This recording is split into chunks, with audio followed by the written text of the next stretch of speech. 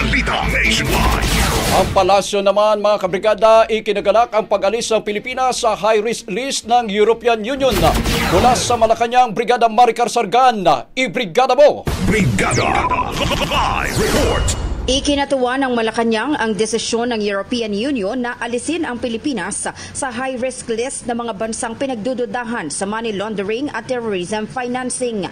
Ayon kay Palace Press Officer Claire Castro, patunay ito ng matagumpay na reforma ng Administrasyong Marcos para palakasin ang integridad ng sistema ng pananalapi sa bansa.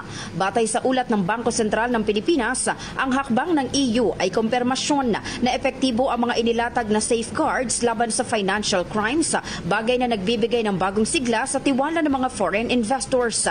Inaasahan ding magbubukas ito ng mas maraming oportunidad sa pamumuhunan, magpapababa ng remittance cost ng mga overseas Filipino workers at magpapatibay ng ugnayan sa pagitan ng mga local banks at international counterparts.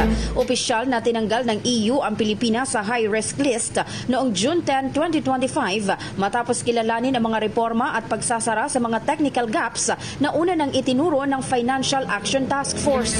Mababatid na naitala ang bansa sa naturang listahan noong March 13, 2022.